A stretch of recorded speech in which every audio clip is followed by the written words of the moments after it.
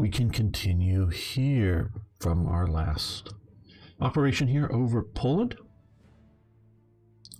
So, get to setting. We need to destroy 40 Polish ground units. We've got 28. We are on turn 17 out of 30, so we're doing okay there, I think.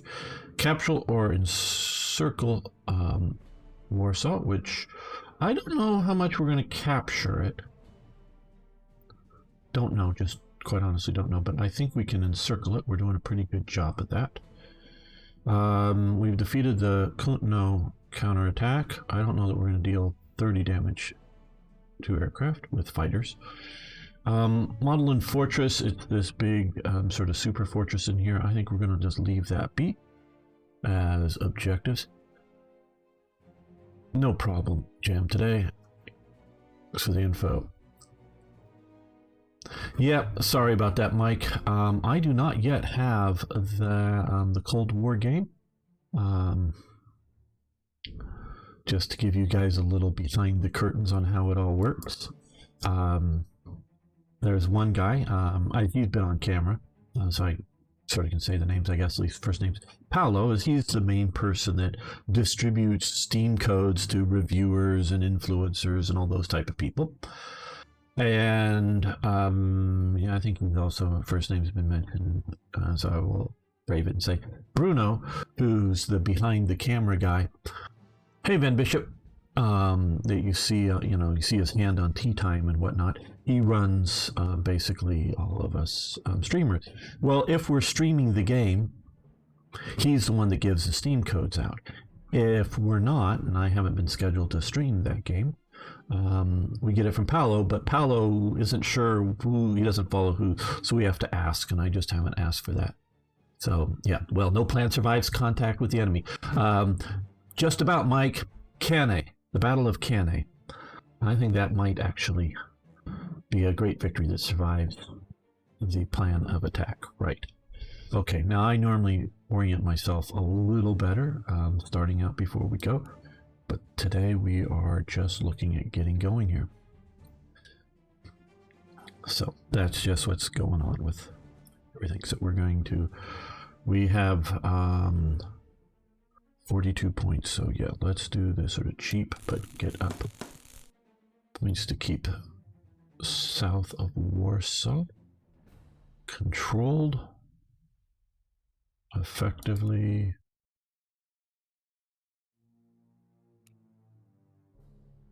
They have a very favorable attack. I think we're going to use also our opportunity here to make sure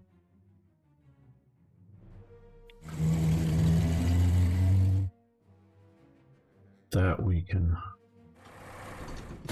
force supply get cut off. We're in good shape. No, I think we'll stay right where we are.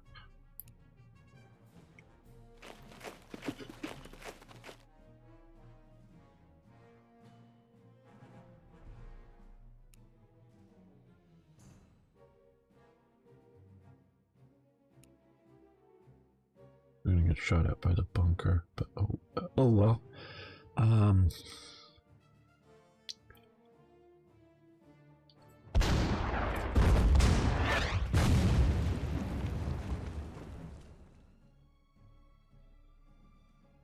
Yes.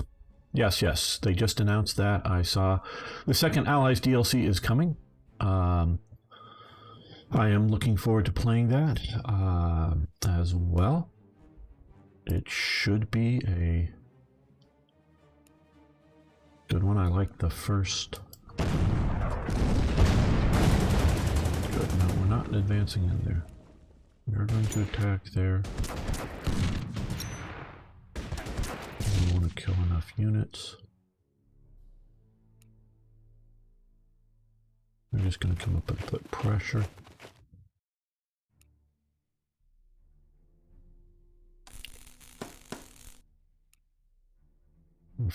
Anti-tank / flak gun will stay right there, I think.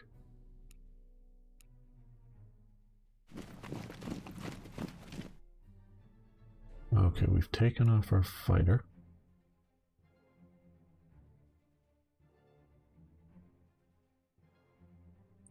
don't want to get too close to that AA gun just to give them a free shot at everything. They got theirs up. I think we will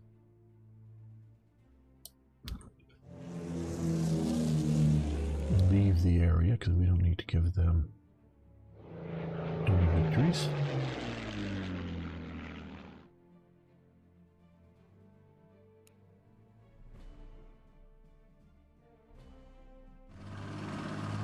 Okay, well, we found an anti-tank guy.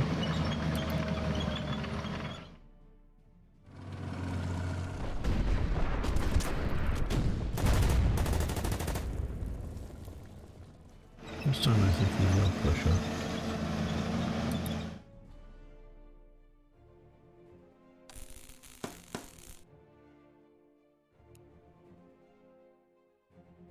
There should be a unit right in there. Let's move up to here. We'll clear out the mines next turn. Yeah, we don't need to smash our head straight into the worst case operation. Yeah, we only have to. Okay, yeah, there's enemy up here. I think we'll just hang here with them.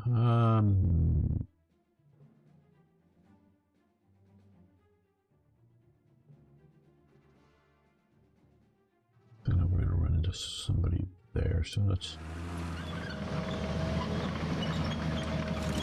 deny the airbase to pulls as much as possible. Right, okay, that's good. Now, do we want to? No, we don't want to attack into the town. Not at all. Now, I know as I was... Oh, God, why are you giving the... I know defending the bridge isn't as good as... Okay, well, you pushed them back and they didn't push into there. Okay, you're getting some reinforcements. Good. I don't need my conquests to be back.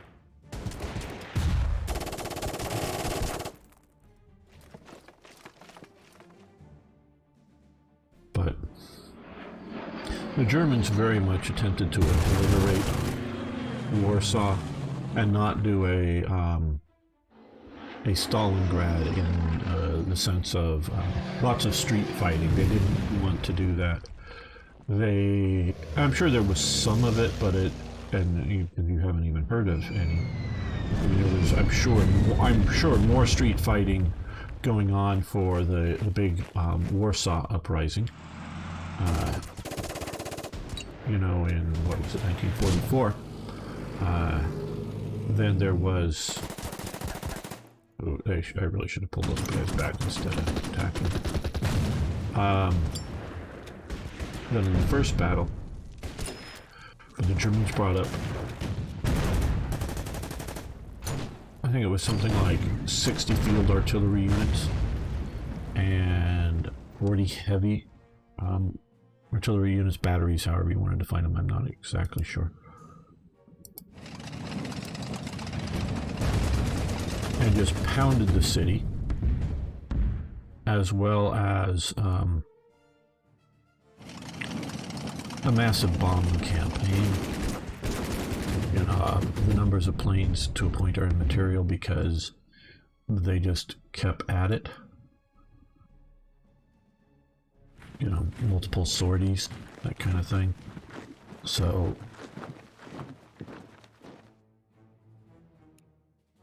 okay, we're going to safely remove those mines. Okay, well, we have a infantry, Polish engineers, we can attack there. Run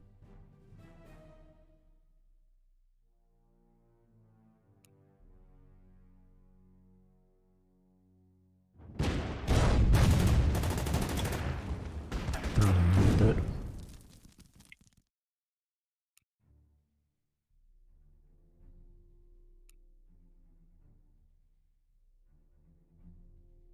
Well, let's keep getting our shut up aircraft squadrons out of the way. Bring our fighters down.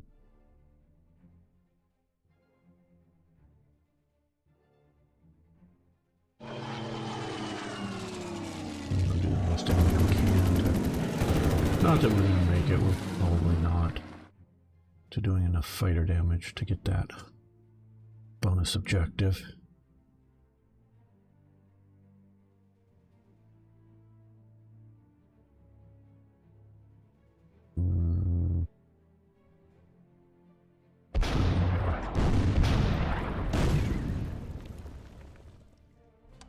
I too often forget to do that. Yep, still playing on the wrong side. What's the only choice playing this DLC? Hello, Toy Jet.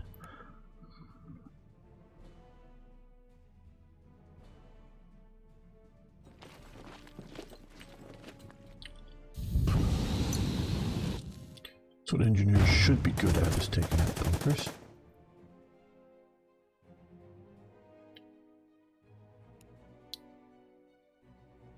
Okay, they are weak. Tanks will do better in the open than they will in the trees, so isn't defending themselves, so we're going to see if we can blast this bunker out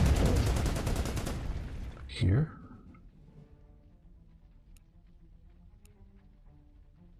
That isn't mine, that's Allied German, as it were.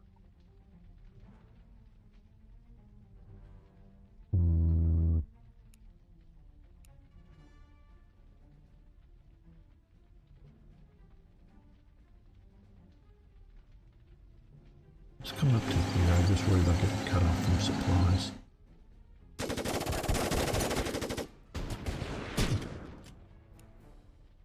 Yeah, we'll spend a little reinforcement points, and we should also spend reinforcement points to keep them from just completely dying.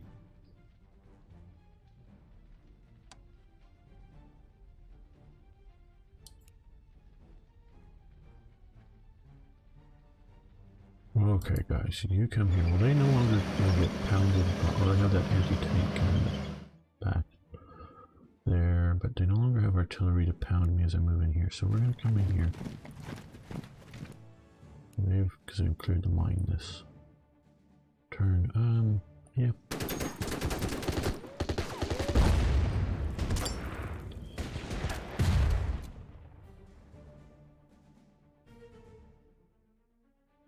Right, good. Yeah, you just hang there.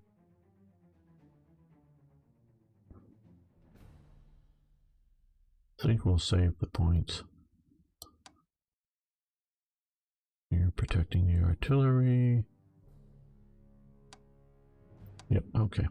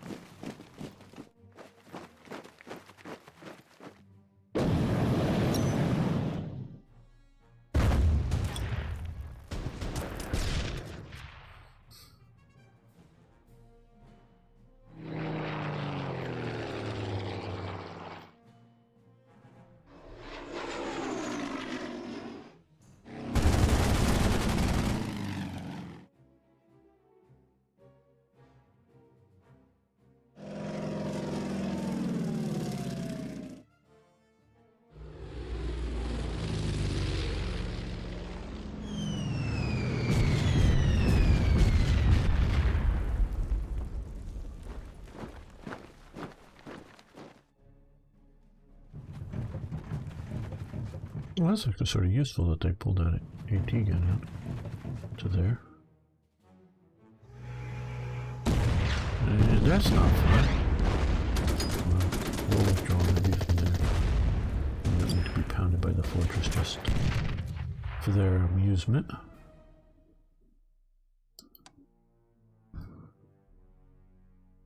Right.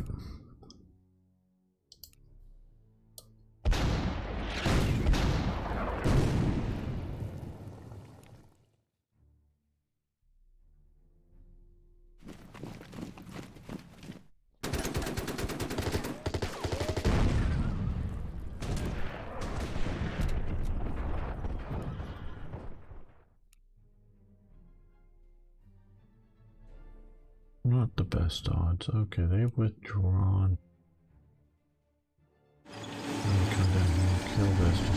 ground unit dead. I know they're sitting over there. So they're going to come here and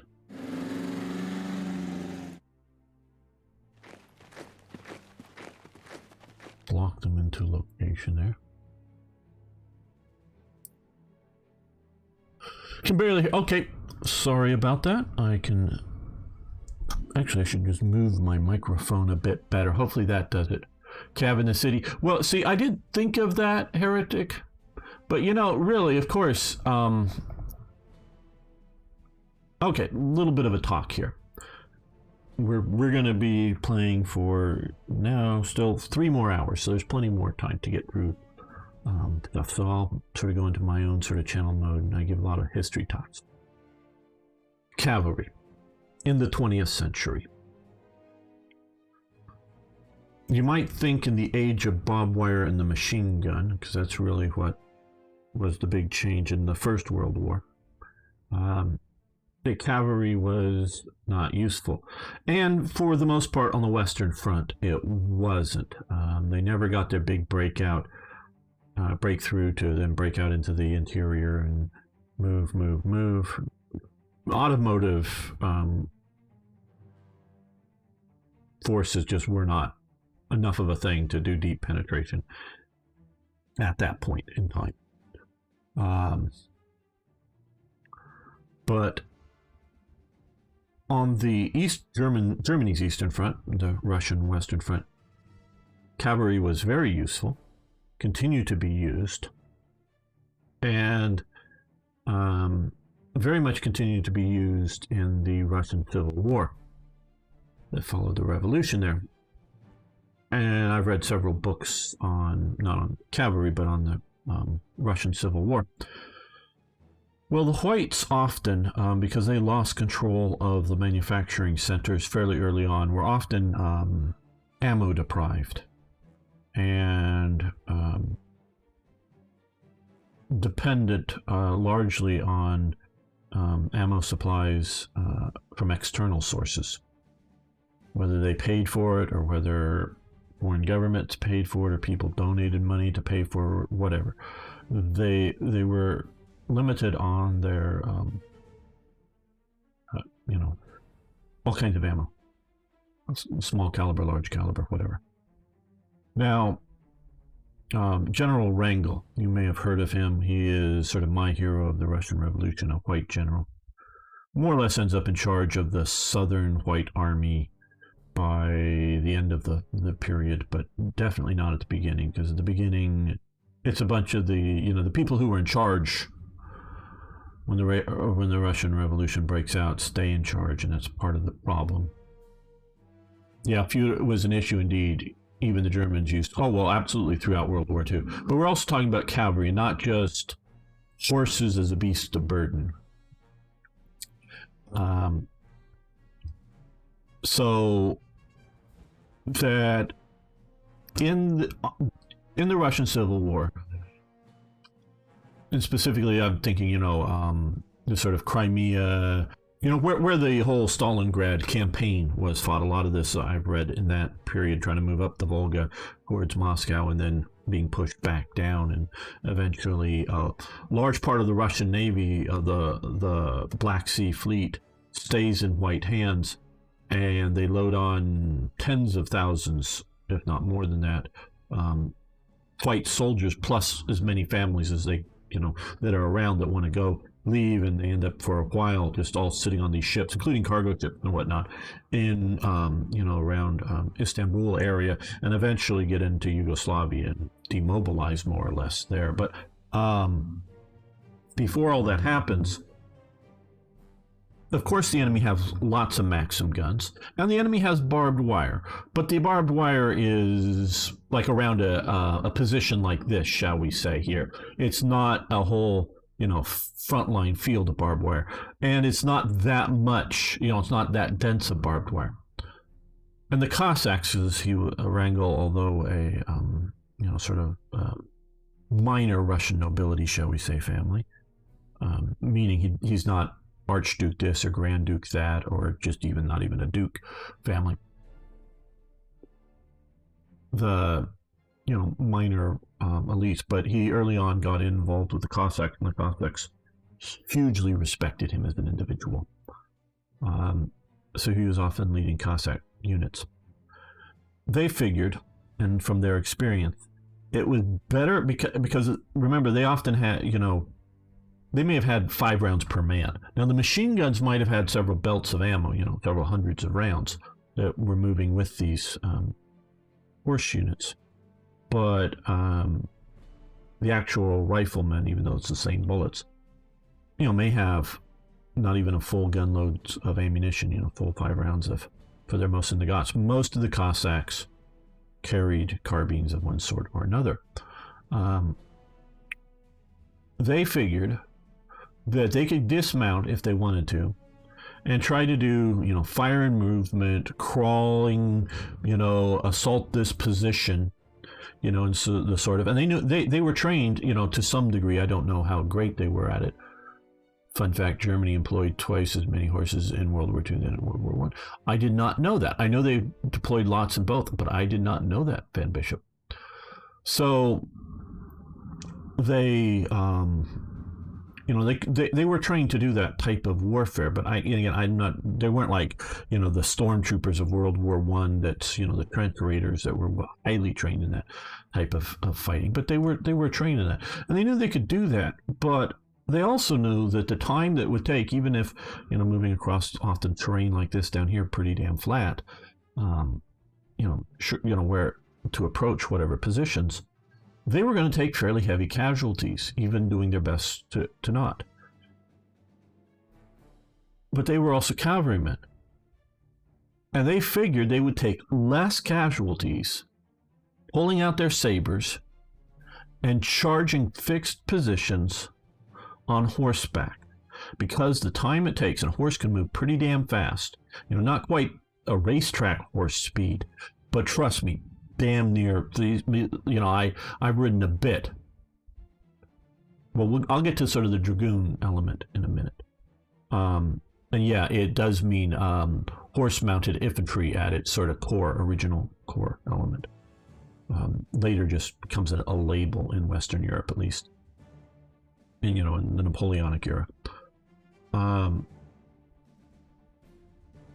So to a fixed position, dug in behind some barbed wire with machine guns and rifles, they were willing to, because there's no real flanking it, because they would have to a lot of times sort of encircle the position. It's not like there's a front line, so they couldn't concentrate their machine guns on one side or flank or whatever of the town or position that the enemy had dug into, and they couldn't concentrate the barbed wire. It was sort of around some positions, so that they could get across this open field, effective fire zone of a machine gun and rifle armed infantry. Until, like I was going to say, I've ridden horses a bunch, grew up around them, but I'm no great horse rider. I'm no Cossack by any means. I can stay on a horse as it does its normal thing. At least I could when I was younger and rode a bunch. Do pretty good, but I was not like people who really did it. That they could, so it's basically like a racehorse.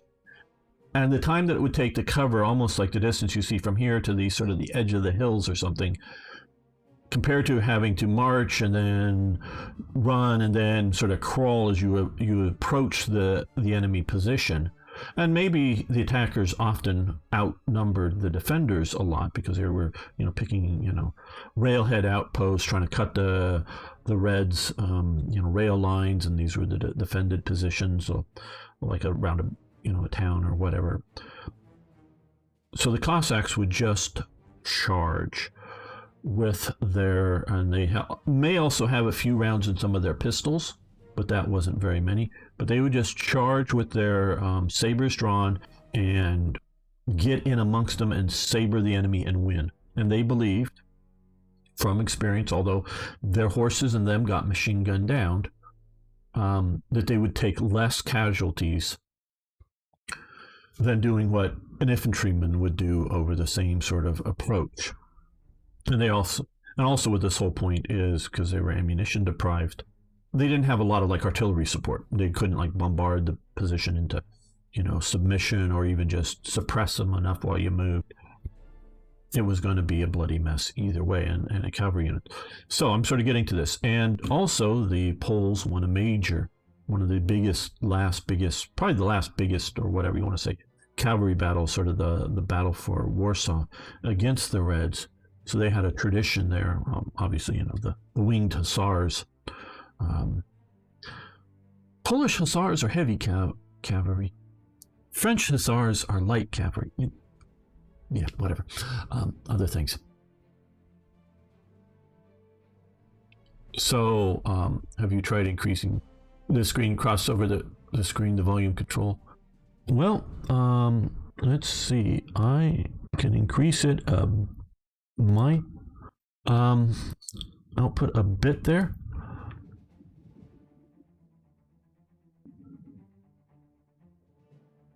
I hope that helps even more. I have moved the microphone closer to my mouth. So, you get this type, you get a Polish tradition of cavalry. It's a very open and flat country, good for raising horses. They've had their primary campaign of national rebirth, if you will. I don't know if liberation is quite the term for it, against the Bolsheviks, that cements Poland as a nation, that is primarily a cavalry campaign for them. So they have a tradition of horses. Now, I believe it is apocryphal, meaning not true, that there were some Polish lancers that charged tanks with their lances. It might be true, but I believe it's apocryphal. But it is still quite useful. Now,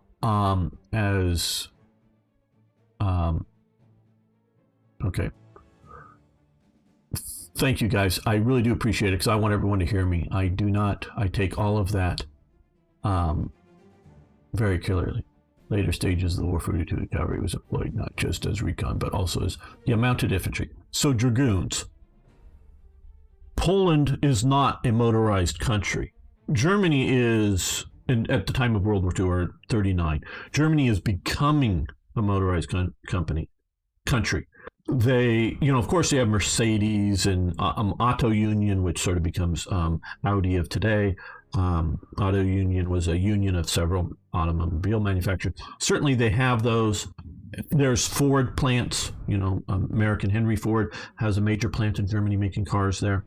About the time that the war starts, the Volkswagen plant is sort of finally, well, I don't know if finished is the right term, but finally into production. But instead of producing Volkswagens, because they had made some prototypes or limited production before, they start making Kubelwagens, because it's the same engine, transmission, drivetrain, all that stuff. It's just a different body. It's a Kubelwagen versus a Volkswagen. Same thing.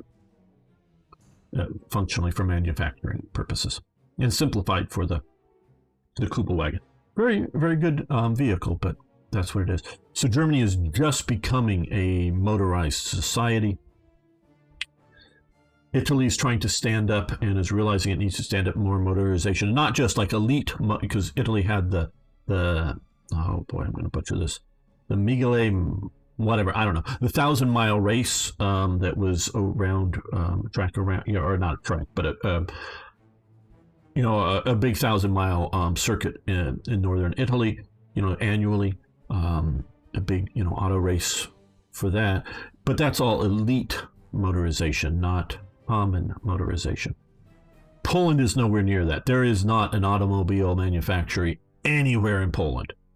The Ford plant in Turkey, which sort of closed down by 39, was just an assembly plant, meaning all of the automotive parts, all of them of any body panels, engine parts, all of that, and maybe even down to the seat cushions, I don't know, were all sent out from America and just assembled in Turkey for trucks and automobiles and then sold. And that company actually fails, and just the plant becomes what had been an assembly plant, just becomes basically a high-end repair plant for Ford in Turkey. But there's none of that in Poland. So every bit of automotive is imported from somewhere else, as far as I know, whether it's Czech do the Tatra and some of the other companies, automotive companies in Czechoslovakia, are producing a lot. So everything is imported here. So they don't have a solid automotive. Yeah, I know they do the 7TP and the TKS tanks, and there's a little bit of stuff going on. Yeah, but I don't know of a single truck or automobile plant in Poland. Maybe, and if one of you guys, hey, Beam Slam, yeah, Goebbels propaganda. That's what I think about the Lancers, that kind of thing. So, so for them, a cavalry unit, and often because of tradition, you pull up names like Lancers and whatnot, and for parades and whatnot, you carry Lancers. I don't know that any of the Lancer units, once the war breaks out in 39, go to war carrying any of their lances, other than maybe a few, sort of standard bearer types or something, guidons kind of thing that has a little flag or something on the end of the lance to sort of show where the head of the column is. That they're mostly mounted infantry, shall we say, to a large extent, dragoons, if you will. Okay, there's one mentioned who mentioned Polish charges on tanks, but some of it has been, and I'm Chaplain for Bacchus. Hi, how you doing? There was an automotive factory in Poland before the war. It was producing licensed vehicles. Okay, very good, Avard. As far as I can remember, very interesting. I'd love for you to on my Discord or something. I don't know if you remember over there. If you ever get any more details of that, like where it was located, and I would be interested, because I work on other games, non-Close the Ring games that I build stuff for. Last patrol took place in. Hunters suffered 32 casualties, killed 150 Soviets, captured 600.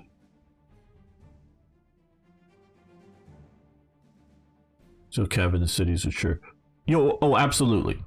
So that's how we got started here, and I actually had a thought of this, and I hope this has all been interesting analysis of the situation. So Poland being okay, they had a Fiat plant